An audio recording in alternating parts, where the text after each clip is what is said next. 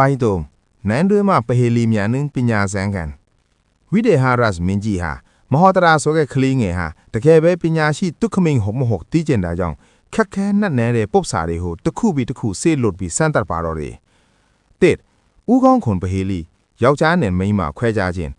မင်းကြီးဟာဦးကောင်းခွန်တစ်ခုကိုပို့လိုက်ပြီးဘယ်ဟာကယောက်ျားဦးကောင်းခွန်ဘယ်ဟာကမိန်းမဦးကောင်းခွန်လဲဆိုတာကိုခွဲခြားခိုင်းပါလေမဟောတရာကြီးအထီသူကဦးကောင်းခွန်တွေကိုကြည့်ပြီးယောက်ျားဦးကောင်းခွန်ရဲ့အဆက်တွေကဖြောင်းတန်းနေပြီးမိန်းမဦးကောင်းခွန်ရဲ့အဆက်တွေကတော့ကောက်ကွေးနေတာကိုကြည့်ပြီးတိတိကျကျခွဲခြားပြလိုက်ပါတယ်နှစ်ကြောက်မြက်ရတနာနဲ့ကျိုးသွင်းခြင်း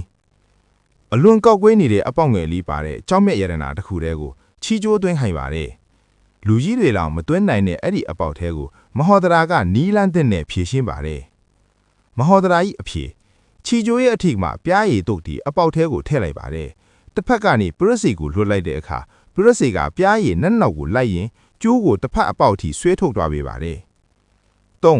နွာလာဥတ္တပနှုတ်ညစ်ခိုင်းခြင်းမင်းကြီးကနွာလာဥတ္တပစီကနေနှုတ်ညစ်ပြီးပို့ပေးရမယ်မပို့ပေးနိုင်ရင်ဒဏ်ခတ်မယ်လို့အမိန့်ထုတ်ပါတယ်နွားတော့ကနှုတ်မထွက်နိုင်တာကိုသိတဲ့မဟောတရာကထူးခြားတဲ့နီလန်းနဲ့တုံ့ပြန်ပါတယ်မဟောတရာဟိအဖြေသူကလေးလူယုံတယောက်ကိုမင်းကြီးစီလွှတ်လိုက်ပြီးကျွန်တော်ဖခင်ဟာကလေးမွေးနေလို့မလာနိုင်ပါဘူးလို့ပြောခိုင်းပါတယ်မင်းကြီးကယောက်ျားကဘယ်မှာကလေးမွေးလို့လဲ